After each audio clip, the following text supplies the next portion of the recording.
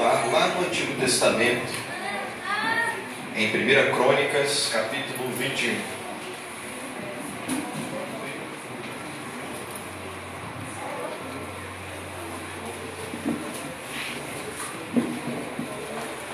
Efésios capítulo 6, versículo 10 a 12, tratando-se sobre batalha espiritual, tema extremamente importante e relevante para nós, cristãos, século 21, 2021 também. Assim diz a palavra de Deus: quanto mais sejam fortalecidos no Senhor e na força do seu poder, vistam-se com toda a armadura de Deus, para poderem ficarem firmes contra as ciladas do diabo. Porque a nossa luta não é contra o sangue e a carne, mas contra os principados e as potestades, contra os dominadores deste mundo tenebroso, contra as forças espirituais do mal nas regiões celestiais. Esse aqui é o tema que tem percorrido já alguns domingos aqui, em que estamos tratando, após a gente saber algumas informações do que é a nossa verdadeira luta. Quando Paulo está falando dessa luta aqui, volto a enfatizar aqui com os irmãos, sabemos que não é literalmente uma guerra aonde tem aquele exército frontal de soldados com escudo, eles vão lá, se chocam uns nos outros, aí tem uns comandantes, generais que ficam mais atrás, só administrando, aí chama a catapulta, o arco e flecha, e aí depois o outro vem pelo flanco, ataca por cima, o outro vem pela água. Não é bem assim. Essa luta que ele fala aqui é um combate, e combate esse que eu e você enfrentamos todos os dias contra os verdadeiros inimigos, e ele vai fazer uma lista aqui dessa luta corporal, desse combate, começando pelo maioral de todos, o chefe, a saber, o próprio Satanás, diabo, e outros tipos de anjos caídos. Essa é a sua luta e a minha luta. Então vamos percorrer aqui as escrituras para destrinchar dentro desse assunto aqui o que é de possível sobre tais inimigos. Por quê? Porque, como diferente que talvez você tenha sido ensinado, nossa luta não é contra o choro do menino, a dívida, a promoção do emprego ou a satisfação própria. E você não lutamos contra essas coisas. Pelo contrário, isso é um esforço seu de acordar cedo, estudar bastante, se capacitar e esperar em Deus para que Ele o abençoe. Aqui, irmãos, eu estou falando de algo muito mais complexo. Quando nós vamos aos textos do Antigo Testamento, como que a gente vai entender isso aqui? A revelação de Deus ela é progressiva. Deus não chegou e deu a Bíblia, Gênesis, Apocalipse a Moisés, falou: pronto, entrega meu povo, Gênesis, Apocalipse está pronto aí, e agora todo mundo vai ter contato com tudo que eu já revelei e passei. Não. Esse povo, principalmente as quintas-feiras que estamos falando, que é aquele povo que estava perto ali da terra de Jericó, nas planícies de Moabe, só tinha 5 livros da Bíblia. Hoje você temos todos, graças a Deus, e assim conhecemos, não completamente a vontade de Deus, mas aquilo que Ele quis revelar. Então veja, eis a questão, dentro desse assunto aqui hoje, que eu quero falar, dessa revelação progressiva, qual foi então exatamente o pecado do diabo? E será que eu e você também podemos cair em tal pecado? Será que é uma realidade para nós? Será que Satanás fez o que fez e Deus não teve nem misericórdia? Mas Deus é tão misericordioso, por que Ele puniu Satanás assim? Satanás sempre foi Satanás, ou anteriormente ele já teve um resplendor, já teve uma luminosidade, algo do tipo? Então a gente vai ver o que ele cometeu, o que ele fez em primeiro lugar, que causou essa reação divina de torná-lo acusador, opressor, Satanás, inimigo da minha e da sua alma. Então ele nem sempre foi um instrumento maligno, isso você já sabe. Desde a época lá do Éden, quando ele persuade Eva, colocando dúvida no coração, aquele momento ali ele nem sempre foi aquela serpente que enganou a mulher. Então quando Deus o amaldiçoou, quando foi a sua queda moral, o pecado do ser humano, você sabemos que foi bem específico. O ser humano simplesmente desobedece a Deus, pega o fruto, toma, come, e agora Deus amaldiçoa a criação e dá um castigo severo para o homem e para a mulher. A serpente, você sabe que ele disse que todos os dias da sua vida comerá do pó, uma maldição que não tem mais volta, maldição que agora vai ficar para sempre até o final de sua vida. Então qual foi o ato, o pecado do maligno, de Satanás, e não necessariamente aquele lá em Adão e Eva, que isso você já sabe. ele persuadiu Adão e Eva para comer o fruto. A resposta, irmão, para isso está na Bíblia, está lá em 1 Crônicas, capítulo 21. Agora você vai lá no Antigo Testamento, voltando aí Salmos.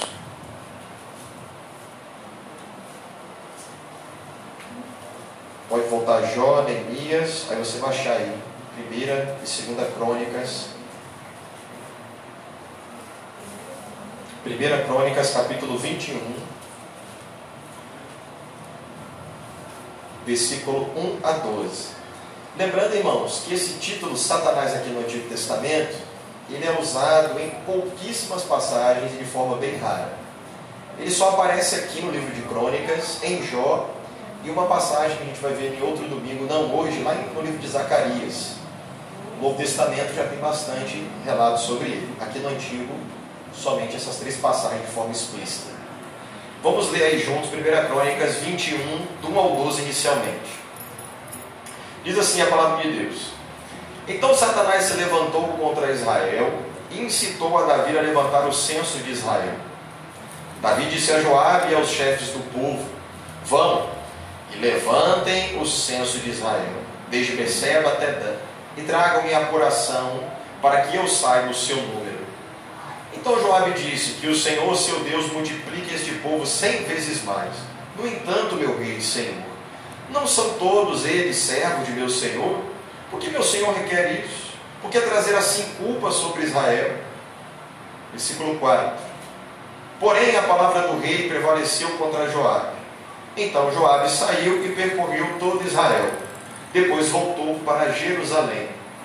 Joabe apresentou a Davi o resultado do recenseamento do povo.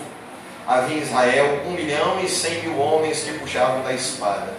E em Judá eram 470.000 homens que puxavam da espada.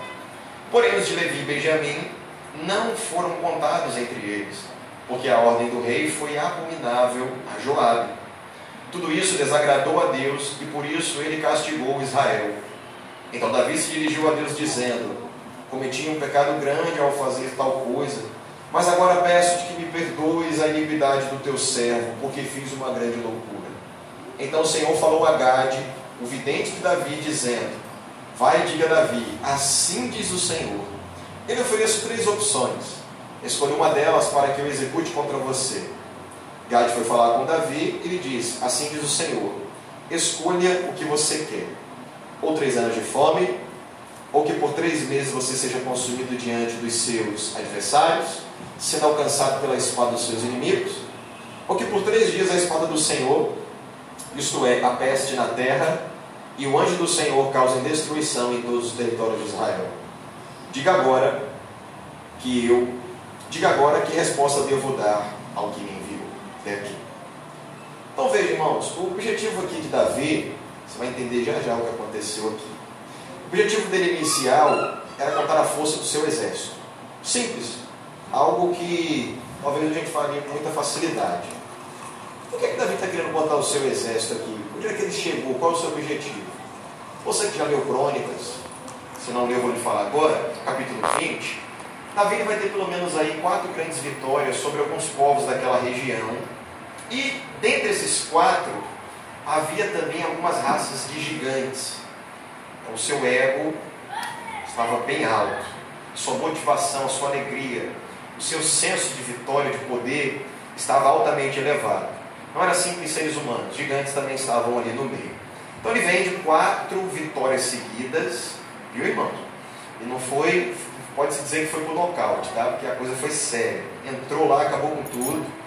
Depois de ele derrotar esses inimigos sucessivamente, o que ele vai fazer agora? Quer contar, quer saber. Gostou da coisa. Ele quer contar um número. Nesse momento Davi aqui, quando ele sobe assim, diante do seu resplendor e da sua glória, do seu reinado, ele estava se sentindo invencível. Essas vitórias, os seus feitos, o que ele queria fazer? Qual era o seu objetivo? Ele queria pendurar no quadro, colocar um troféu na estante e mostrar o quão poderoso e vitorioso ele é.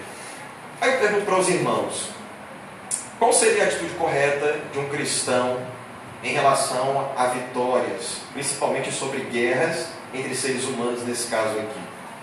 simplesmente louvar e bendizer ao Senhor. Facilmente você faria isso. A glória de Deus, o louvor é dele. Senhor, sem ti eu não teria vencido tais guerras. Mas Davi não fez. Não fez, quis medir o próprio poder. E diante dessas conquistas que ele queria exibir para o seu povo e para si mesmo, ele falha diante de Deus. Quando você começou a ler comigo aqui o capítulo 21, você viu que quem levou a Davi a fazer isso foi Satanás. Satanás o incitou. Satanás viu uma oportunidade e assim agiu. Esse aqui, irmãos, é o único lugar da Bíblia em que Satanás é mencionado explicitamente incitando alguém. Nem no Novo Testamento você vai achar. Quando você vê assim, Satanás incitou alguém, só tem aqui em 1 Crônicas, a cometer um pecado específico, é claro. Se você for olhar em outras circunstâncias, ele estava com Judas, ele estava em outras situações, mas assim, incitar diretamente alguém, persuadir mesmo, você só vai entender e compreender aqui à luz de Crônicas. O que aprendemos com isso? Satanás estava tentando compartilhar algo, irmãos, com Davi. E o que ele queria compartilhar é algo muito ligado à personalidade dele, à sua própria experiência, aquilo que o seu próprio pecado anterior já o havia tornado. Ele queria compartilhar isso.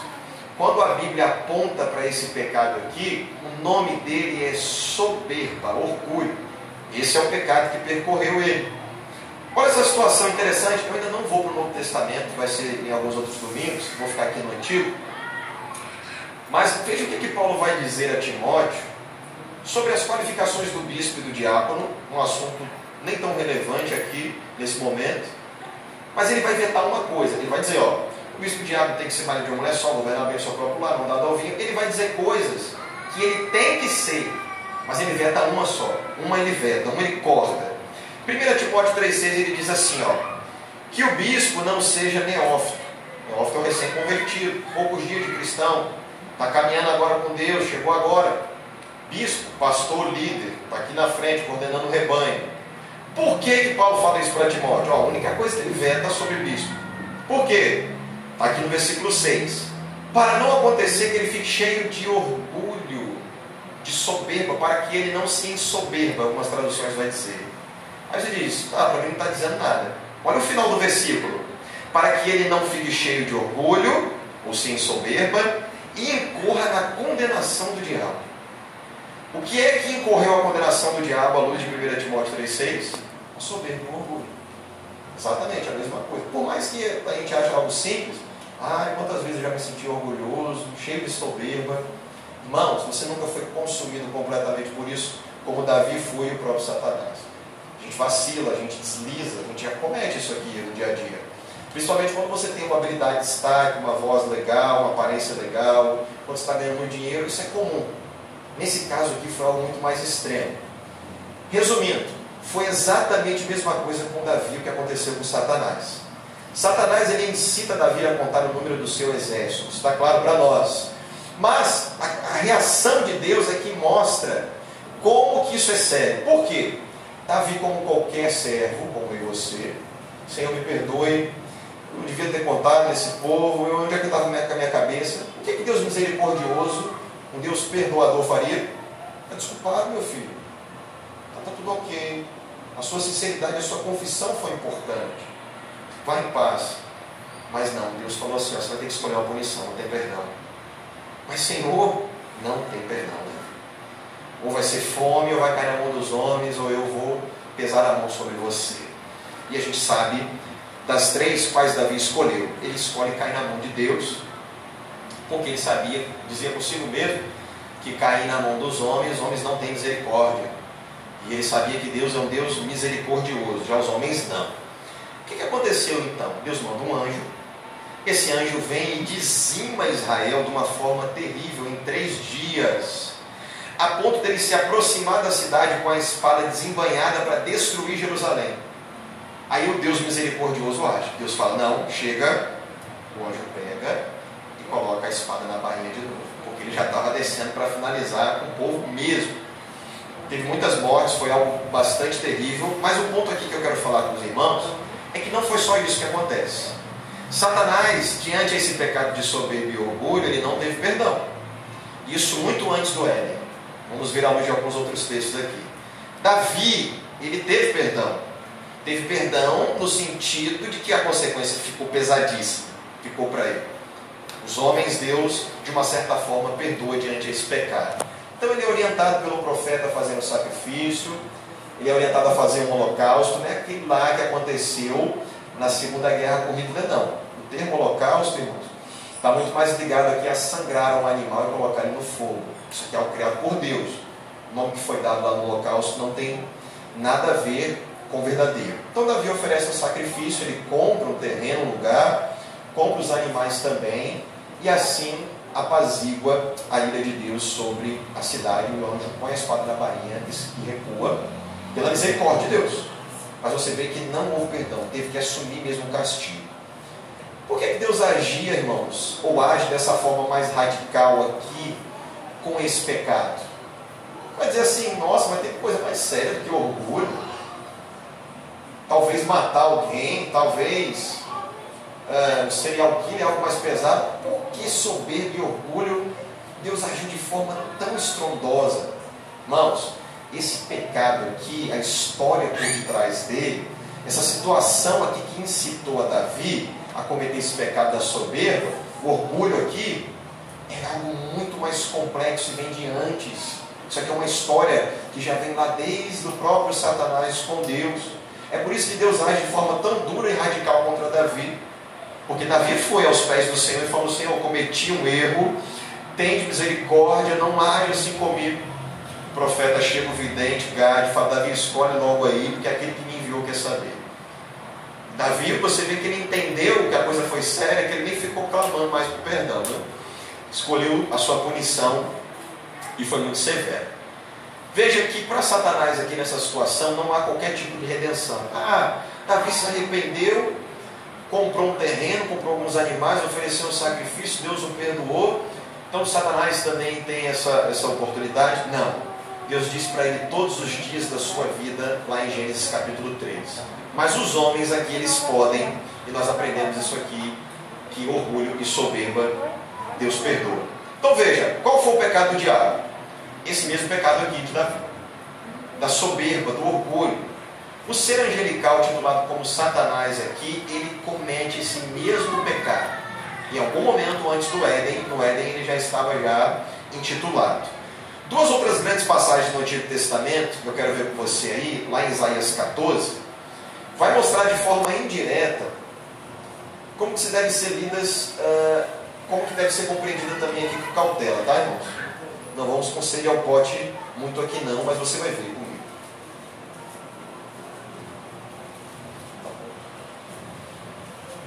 Isaías 14, no versículo 4 aí, a gente já vai ver já um montejo aqui, que é um cântico de desprezo, uma maneira pública de mostrar desprezo a alguém a quem foi referido. Vê se você conhece esse rapaz aí de Isaías 14. Diz assim, Isaías 14, 4. Você proferirá este montejo contra o rei da Babilônia. Como cessou o opressor, como acabou a tirania. O Senhor quebrou o bastão dos ímpios e o cetro dos dominadores, que feriam os povos com furor, com golpes incessantes, e com ira dominavam as nações, com perseguição irreprimível. Agora toda a terra descansa, e está sossegada. Todos dão gritos de alegria, até os ciprestes se alegram por causa de você, e os cedros do Líbano exclamam: desde que você caiu, ninguém mais vem para nos cortar. Lá embaixo, o mundo dos mortos, que aqui é a palavra hebraica Seol ou Sheol, que é sepultura e inferno, se agita por causa de você, para sair ao seu encontro quando você chegar. Por sua causa, ele desperta as sombras e todos os príncipes da terra, e faz levantar dos seus tronos com todos os reis das nações. Todos estes começam a falar e se dirigem a você dizendo: então também você enfraqueceu como nós? E você se tornou como um de nós? Veja o 11 aí, que interessante. A sua soberba foi jogada no abismo junto com o som das suas harpas. A sua cama é de larvas e os vermes são a sua cobertura. Irmãos, ele está aqui simplesmente relatando uma profecia contra o rei da Babilônia. Não tem nada demais até o momento. Por quê? O rei da Babilônia é aquele mesmo que vai lá, traz Israel para o exílio, massacra o povo de Deus, invade o templo do Senhor, leva tudo quanto é bem. Um homem tirano, retirando, pesadíssimo, terrível. Um homem que dizimou muitas nações, inclusive Israel entrou no pacote também. Só que aqui, irmãos, essas duas cidades, esses dois reinos de Jerusalém e de Judá, Israel e Judá, eles sofreram muito debaixo da mão desse rei. Esse poderoso rei aqui, em que depois, logo mais para frente, ele vai ser substituído, vai ser vencido por outros exércitos. Mas olha aqui, irmãos, comigo. Profeticamente ele já está sendo amaldiçoado. Olha o final dele. O inferno, Sheol, clama por você. Todos os reis verão a sua fraqueza, a soberba foi jogada no abismo. Já tem uma profecia, um cântico, uma poesia, né? Algo muito misturado aqui, poesia com profecia, profanando já esse rei, mostrando qual será o seu fim. Depois ele vai ser substituído por Império Medo-Persa, depois por Greco-Macedônio e lá para frente Romano, mas a gente sabe que esses impérios não duram muito, até porque até o Romano, que dominou basicamente todo o globo, Jesus também vem e o derrota, o destrói. Mas veja comigo, até o momento nós paramos por aqui e falamos, ok, foi simplesmente palavras ao rei, tirano, e o que ele poderia acontecer com ele. Agora do versículo 12 em diante, ainda está se referindo ao rei da Babilônia. Não vamos fugir disso. Mas você vai ver que em algum momento nessa leitura aqui, extrapola condições humanas. Você vai ver que escapa daquele castigo humano e você diz, não é possível que ele está se referindo só a um ser humano. Até porque, irmãos, estes homens aqui são protótipos do mal, você vai entender já mais para frente, como também teve protótipos de Cristo, como o próprio Moisés e José. Então a gente olha para esses homens aqui, eles são quase que uma personificação do diabo mesmo na terra. Pessoas que vêm para trazer mal, miséria, injúria, destruição, matar, roubar, destruir as qualidades dele. Veja comigo no 12 aí, olha comigo. Veja como você caiu do céu. Olha esse termo que você está extrapolando. Ó estrela da manhã, filho da alva, veja como você foi lançado por terra. Você que debilitava as nações. Você pensava assim, subirei ao céu, exaltarei o meu trono acima das estrelas. E me assentarei no monte da congregação das extremidades do norte. Subirei acima das mais altas nuvens e serei semelhante ao Altíssimo. Claro, o próprio rei da Babilônia pensava e tinha com isso no seu coração tudo isso, e até por sinal ele conseguiu, porque o mundo se rendeu aos seus pés e ele sim se tornou grandioso. Mas olha os termos como extrapola condições humanas. Veja a reação aqui, a pior de todas, ó. Mas você, no versículo 15, descerá ao mundo dos mortos, o mais profundo do abismo. Os que virem você olharão atentamente e perguntarão, este é o homem que fazia a terra tremer e que abalava os reinos? Que transformava o mundo num deserto e arrasava as suas cidades? Que não deixava os seus prisioneiros voltarem para casa? Você pode, em casa, irmãos, continuar lendo, não precisa ler agora. Pode ler ali até o versículo 23, tem mais coisa ainda dizendo, a gente vai ficar por aqui. Mas veja tanto a reação do rei tirano da Babilônia, quanto a punição, que um ser humano não aguenta algo desse tamanho. Vamos começar aqui no versículo 12, voltando, vamos analisar ele aqui, ó. Deixa eu esclarecer algumas coisas para os irmãos aqui.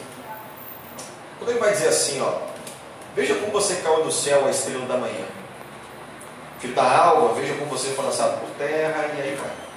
Esse termo estrela da manhã aqui, essa palavra deu origem à lenda do nome de Satanás. Alguns irmãos mais antigos aqui sabem, eu já disse.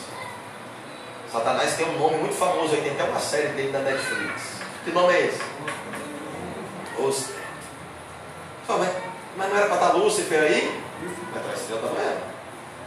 Mas irmãos, exatamente. O texto aqui, ele realmente está escrito Lúcifer. Aonde que está? Que eu estou enxergando? Estou vendo a estrela da manhã. A Bíblia, antes de chegar aqui no nosso português, ela passou pela Vulgata Latina. Jerônimo traduziu a Bíblia para nós. Para o latim primeiro, para depois os padres mais antigos traduzirem para nós. Esse termo aqui, estrela da manhã, em latim, estaria assim, ó. Veja como você caiu do céu, ó Lúcifer. A Vulgata Latina está lá esse nome. Aí intitularam esse nome aí, deram esse nome legal para o diabo, né? Mas o problema, irmãos, é que existe ainda um original que não é o latim, que é o hebraico. Hebraico massorético, nem tem mais essa língua hoje, viu? Então qual é a palavra do original que aparece aí? Hebel. H-E-Y-L-E-L, Rei Leão. Então o nome do diabo seria esse aqui, não Lúcifer, seria Rei Leão. Que significa isso mesmo, estrela da manhã, ou manhã. A raiz da palavra aqui é a palavra halal, que significa brilhar. Então, não é o nome do diabo. Sinto decepcionados. Mas veja, esse termo aqui também, estrela da manhã, é dado para Jesus. Aí você... Quer dizer que o diabo e Jesus agora misturou tudo na minha cabeça. Irmãos, primeiro, isso aqui não está se referindo necessariamente ao nome dele. Estrela da manhã, ok, em latim Lúcifer, mas não é o nome do diabo. Até porque o diabo não sabemos o seu nome, sabemos os seus títulos. Satanás, diabo, acusador, opressor, inimigo das nossas almas. Lá em Apocalipse 2:28, parte B, Jesus diz ao anjo, que diz a João, Deus diz para Jesus, Jesus para o anjo, para João, eu lhe darei ainda a estrela da manhã. E em Apocalipse 22:16, Jesus diz assim, ó, eu, Jesus, enviei o meu anjo para dar testemunho destas coisas a vocês das igrejas. Eu sou a raiz da geração de Davi, a brilhante estrela da manhã. Qual é o sentido que está dado a Jesus aqui sobre a estrela da manhã? É do novo amanhecer, do novo começo, aquela primeira estrela que aparece ao amanhecer. Nesse sentido aqui é dado o mesmo termo a Jesus. Lá atrás não. Lá atrás está se referindo ao rei tirano e também em algum momento você vê que extrapola as condições humanas e sim podemos apontar, entendemos, interpretamos que está ligado a Satanás. Em espelho com esse texto aqui, tem um outro muito famoso, lá em Ezequiel 28, abre comigo lá em Ezequiel 28. Ezequiel, o profeta maior ainda, viu, irmãos? 5 deles aí, a partir deste aí que você está. Jeremias, Ezequiel está no pacote aí. Ele é profeta maior porque era bem alto, né, irmãos? Hã? Sim? Por que ele é profeta maior? Por causa do tamanho do livro, né, irmãos? Ezequiel 28, primeiro, ele também está relatando aqui uma profecia a um rei. Esse aqui agora não é o da Babilônia, tá bom? Esse aqui é o rei de Tiro, que é uma das cidades litorâneas que tinha lá em Israel, que ficava ali perturbando. A ideia era essa. Muito rica, muito poderosa, e ela ofereceu grande dificuldade para o povo de Deus. Mas vamos ver aqui. Olha só o que vai resultar essa opressão aí. Ezequiel 28:1. A palavra do Senhor veio a mim dizendo: Filho do homem, diga ao governante de Tiro. Veja, para quem está se referindo essa profecia? Governante de Tiro. Lá atrás, ao rei da Babilônia. Mas você vai ver comigo já já o que acontece aqui. Assim diz o Senhor Deus, muito famoso na época entre os profetas. Visto que o seu coração se eleva e você diz, eu sou um Deus, sobre a cidade de um Deus, me assento no coração dos mares, sendo você um simples homem e não um Deus, ainda que pense que o seu coração é como se fosse o coração de Deus, sim, você pensa que é mais sábio do que Daniel, que não há segredo algum que possa se esconder de você, que pela sua sabedoria e pelo seu entendimento você alcançou o seu poder e encheu os seus tesouros de ouro e prata, que pela sua grande habilidade para fazer negócios você aumentou as suas riquezas e por causa delas se eleva o seu coração. Por isso assim diz o Senhor Deus, visto que você pensa que o seu coração é como se fosse o coração de Deus, eis que trarei sobre você os mais terríveis estrangeiros dentre as nações, os quais irão com a espada na mão contra a beleza da sua sabedoria e mancharão o seu resplendor.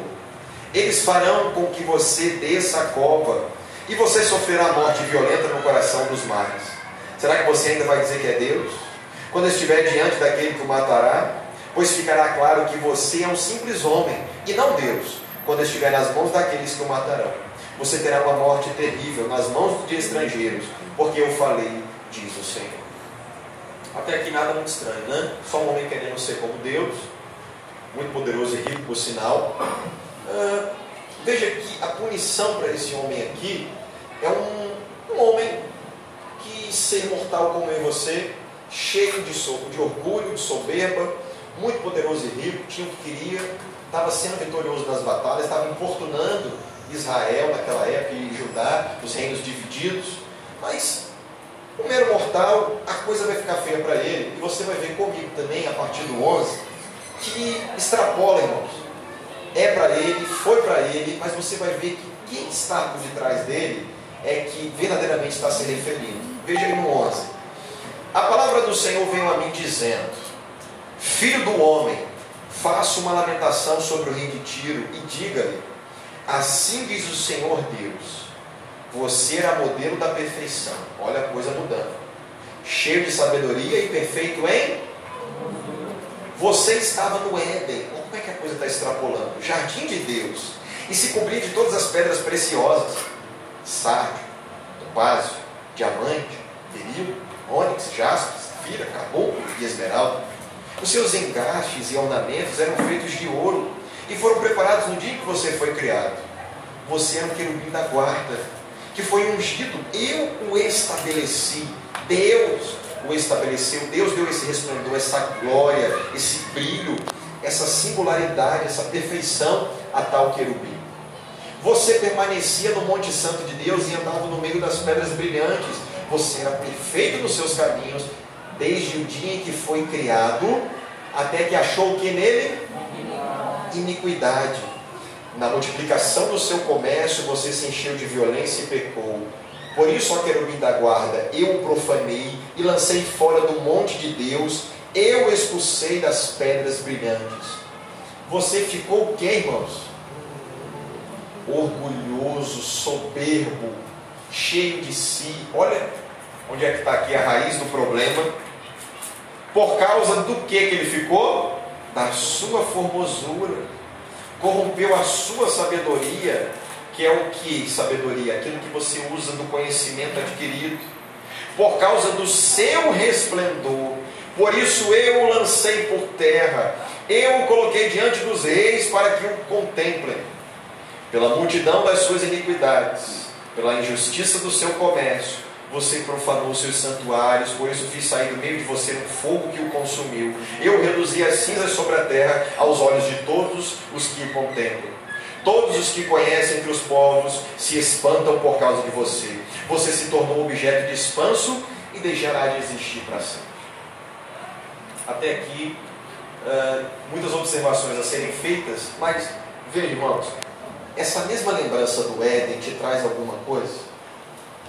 Essa referência no momento em que ele engana Adão. Veja que ele era o querubim da guarda. Talvez, não vamos aqui afirmar nada, ele pode ser um daqueles como o outro foi colocado sobre a guarda do jardim.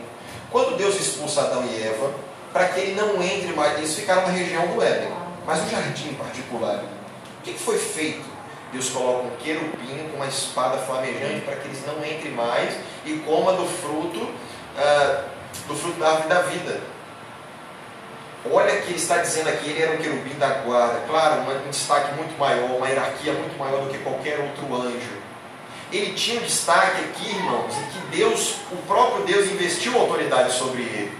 Ele permanecia no Monte Santo do Senhor. Está aqui, ó, mostrando que ele era um dos poucos que podiam estar lá diante de Deus.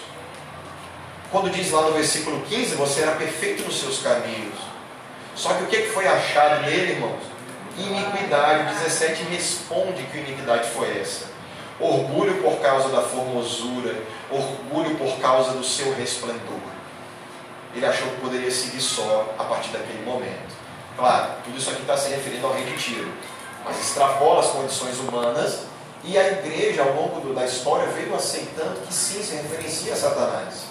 Mesmo nós olhando aqui uma profecia para o rei de Tiro. A ideia é que ele era o anjo mais poderoso dos anjos. Deus, antes de torná-lo um anjo caído moralmente, Satanás ele não saiu ainda do céu, porque eu e você sabemos que no livro de Jó ele volta livremente, conversa com Deus, volta para a terra. Sua queda mesmo, determinante, não entra mais no céu, foi expulso. Apocalipse capítulo 12, houve batalha no céu. Miguel recebe, depois da conquista de Jesus Cristo na cruz, a autoridade. Ele pega o mandato na mão de Jesus assim, ó, agora eu posso expulsar ele daqui e os seus companheiros. Então, diz a Bíblia que 1/3 do céu também, 1/3 dos anjos foi levado por Satanás, precipitado, lançados aonde? Na terra. Quando ele chega na terra, ele sabe que pouco tempo lhe resta, por isso com grande cólera e fúria, ele se detém agora a mim e a você como acusador e opressor. Ele fará isso até o final de sua vida. A sua queda moral, quando ele perde o seu brilho, quando ele perde o seu resplendor, foi em algum momento ali antes do Éden. No Éden ele só confirma isso e Deus o amaldiçoa perpetuamente. Veja que esse chefe aqui, o maioral dos anjos, para você que já leu Judas, quem já leu Judas? Já pergunta isso aqui direto, hein, irmão? Você que nunca leu Judas, precisa ler, irmãos, é tanto capítulo que tem Judas. Você vai gastar tanto tempo lendo Judas, irmão, para se perder lá de tanto capítulo.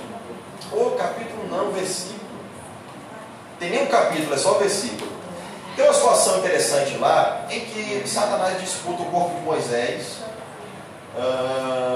com Miguel. Aí você diz, tá, o que tem a ver Satanás, corpo de Moisés, Miguel? Veja que naquele momento Judas, ele estava se referindo aqui a uma outra coisa. Ele estava se referindo a alguns falsos profetas daquela época, que se tornaram falsos profetas porque não obedeciam seus líderes, não respeitava a hierarquia. E aí falou, não, eu conheço mais a Bíblia, vou criar minha própria religião. E desde aquela época, irmão, já tem falsa religião e falso profeta. Não é algo novo, não. Isso é algo muito antigo. Mas houve ali uma disputa entre eles, entre Miguel e Satanás com Moisés. Não estou entendendo qual é a ligação de falso profeta, Miguel, Satanás, o próprio anjo em si, brigando com Satanás pelo corpo de Moisés. Não estou entendendo nada. Irmãos, veja que o próprio Miguel, lá no livro de Judas, ele não quis proferir juízo inflamatório sobre Miguel, não quis proferir juízo inflamatório sobre Satanás. Ele diz lá que o Senhor te repreenda. Não sabemos por que estavam brigando por causa do corpo de Moisés. Moisés, eu sei que ele não entra na terra prometida porque ele bate 2 vezes na rocha, bate mesmo, viu? E Deus fala, por causa do seu pecado você não vai entrar mais na terra prometida. Bateu na pedra aí e já foi. Não vai entrar, ele vê a terra prometida, mas ele não entra. Mas nessa situação aqui, o próprio Miguel, irmãos, não quis dizer juízo. Olha só, Miguel, ele é o arqueanjo. É como se fosse o líder dos anjos do céu. Ele está abaixo de Deus, abaixo de Jesus e tal, mas ele é um anjo muito poderoso.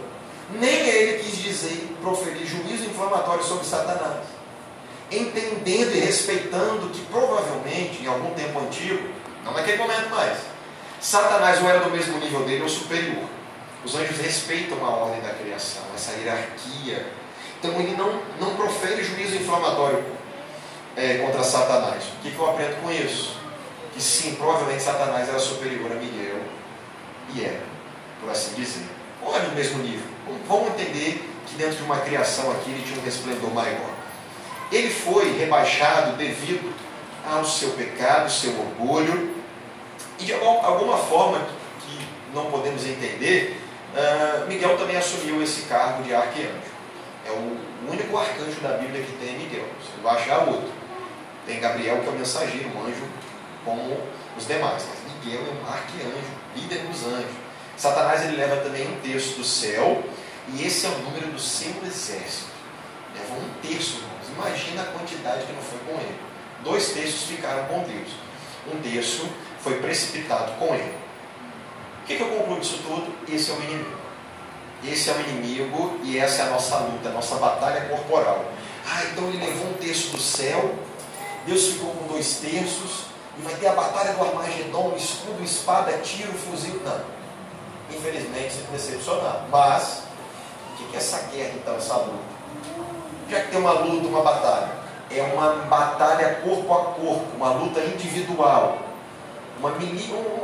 Como se fossem 2 militantes brigando um com o outro, você e o exército de Satanás, você mesmo cristão.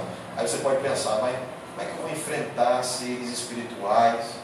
Como que eu vou enfrentar esse Satanás? Eu entendo, não estou engrandecendo ele aqui não, meu irmão, mas eu entendo que, nossa, ele está do nível de Miguel ali. Como é que eu vou enfrentar um ser desse? Qual é o segredo? As armaduras. As armaduras é o segredo. A gente vai aprender de novo dela aqui de uma forma ainda mais profunda, e nós precisamos ter todas elas. O cristão, na verdade, vocês vão entender que nós possuímos assim todas as peças da armadura. Esse ponto aqui que nós vamos encerrar é o ponto em que você reconhece o que você está enfrentando. Olha, não estou engrandecendo o diabo. Ele está abaixo da Trindade. Ele não é mais forte que o Espírito Santo, Deus, Jesus. Não, esqueça isso. Mas ele está do nível ali de Miguel. Claro que agora sem o seu resplendor. Talvez até ainda mais fraco, mas está perto. Então a sua astúcia, o seu poder, a sua movimentação, a sua... Irmãos, não para almoçar, não para dormir, é um negócio muito complexo. E não vamos também perder tempo aqui, como muitos fazem por aí, louvando e engrandecendo Satanás, tentando descobrir os seus mistérios. Uma coisa que eu quero frisar para os irmãos aqui, muito importante. Queridos, na sua oração você não fica discutindo com o diabo, com o demônio. Tem gente que gasta a sua oração, vai dentro de casa. Demônio da panela, sai da panela, demônio da panela 1, demônio da panela 2. Aí vai lá no armário, demônio sai dentro do armário, sai do feijão, sai da farinha, sai do cuscuz, aí fecha. Aí vai no quadro. Demônio sai de trás da porta, sai de cima do telhado, sai... Sabe para que a oração é feita? Para você se comunicar com Deus. Aí como é que uma expulsão demoníaca, uma coisa completamente diferente, é rápido, direto, sai em nome de Jesus, ok. Ficar conversando com o diabo, tem muita gente que perde tempo nisso aí. Só ligar a televisão lá que você vai ver. Ih, rapaz, bota a mão para trás. Qual é o seu nome? Qual é o seu nome? Pense no show de horrores. Depois um monte de ator. Irmãos, muita gente é ator, sabia não? Achei que era verdade. Irmãos, ator é pago para ir lá. Senão não tem dinheiro no fim do mês. Como é, sem o show de horrores não tem oferta para mostrar que o poder está lá dentro. Irmãos, não existe dualidade. A gente pegar assim, ó, ficar enfrentando demônio, bota a mão para trás, qual é o seu nome? Dê 2 passos para trás, tá vendo? Estou controlando demônio, dê 2 passos para frente. Essa dualidade que é pregada hoje em muitas igrejas, neopentecostais, né? Televisão para dentro, daí você já sabe. Qual o problema disso tudo? Que essa dualidade dá a entender que em algum momento esses demônios estão mais fortes ou mais fracos, ou que tem a espadinha, o escudo e ganhou do anjo, perdeu. Não. O bem, ele prevalece, ele domina 100%. Ah, mas e o mal não está importunando? O mal não está aí fazendo... Ele tem sim essa autonomia pequena de importunar, incomodar, de procurar as brechas e se enfiar ali dentro. Mas o diabo, ele não consegue nem chegar ao resplendor da poeira do pé de Deus, quanto mais, muito mais assim, incomodar Deus com as suas peripécias. Não. A gente sabe sim que o inimigo é real. Não vamos também jogar ele muito para baixo, não vamos abaixar a guarda, mas também não vamos jogar muito para cima. Vamos ficar com o que a Escritura diz e ponto. Ah, mas eu vi alguém dizendo lá o nome do demônio tal. Está na Escritura? Não está. Então, possa ser que ele se auto-intitulou com esse nome. É igual o nome de anjo. O nome de anjo da Bíblia tem quem? Gabriel e Miguel. Ah, mas eu conheci um anjo. Quer ver um que eu vou lembrar aqui? Me fugiu da memória aqui. Muito com o nome El no final, né? El, bota o nome El. Porque Miguel, Gabriel, eu boto o nome El. Salatiel, Castiel, bota o nome assim, né? Mas na Bíblia tem, irmão? Não tem. Então a gente simplesmente não coloca isso como confissão. Por mais que haja, né? Por exemplo, tem aquele demônio que chama de pombagira. Procura a palavra pombagira na Bíblia. Não tem, pombagira. O povo dá o nome ao demônio de pombagira. Fazer o quê, né? O tema central da Bíblia aqui não é o diabo, tá? Só para deixar claro para os irmãos, o tema central da Bíblia é como você ser salvo. E vai ter tudo detalhado, pode ter certeza. Do início ao fim, desde a criação do mundo até a vida do Senhor Jesus Cristo, no céu e nova terra. Detalhes e mais detalhes. Ah, mas não tem tudo sobre o diabo, não quero conhecer mais ele, tá? Calma. Tem muita coisa sobre ele aqui. A gente vai entender mais ainda sobre o nosso inimigo para estar preparado para ele. É importante você conhecer o seu adversário, mas também não vamos colocar ele lá em cima e nem também fazer ele de coitadinho jogando aqui embaixo. Ok, queridos? No próximo domingo, a gente vai dar mais detalhes aqui sobre Efésios e peço aos varões homens que não saiam sem conversar comigo. Decisão final aí sobre o nosso próximo evento. Vamos orar ao Senhor. Feche seus olhos e vamos agradecer. Santíssimo Deus e Pai, te agradecemos por mais uma oportunidade na tua casa de louvar e agradecer o teu nome. E que o Senhor nesta noite, Pai, venha assim firmar a tua palavra no nosso coração. Estamos aqui, Senhor, para sim, para entender ainda mais acerca da tua palavra. E tudo que está escrito nela é importante para nós. todos os assuntos são relevantes. Se o Senhor registrou, é palavra canônica, é palavra de fé, de confissão. E assim podemos e entendemos que a verdade está aqui, em nenhum outro lugar a mais. Por isso, fortaleça o nosso entendimento e o nosso coração. Que o teu povo possa criar o hábito de amar e ler e compreender ainda mais e estudar a tua palavra, para que assim nós venhamos alcançar ainda mais a eternidade. Pois esta é a eternidade, conhecê-lo e fazê-lo conhecido. O conhecimento de ti, das tuas promessas, da tua vontade e do teu ser é o que nos torna ainda mais cristãos neste mundo, cheios de fé, cheios de esperança e aguardando a vinda do nosso Senhor Jesus Cristo, a qual, se não vir nesta geração, na próxima, não sabemos quando, resgatará o teu povo com o braço forte. Nós te louvamos e te agradecemos, porque teu é o reino, o poder e a glória para sempre. Amém.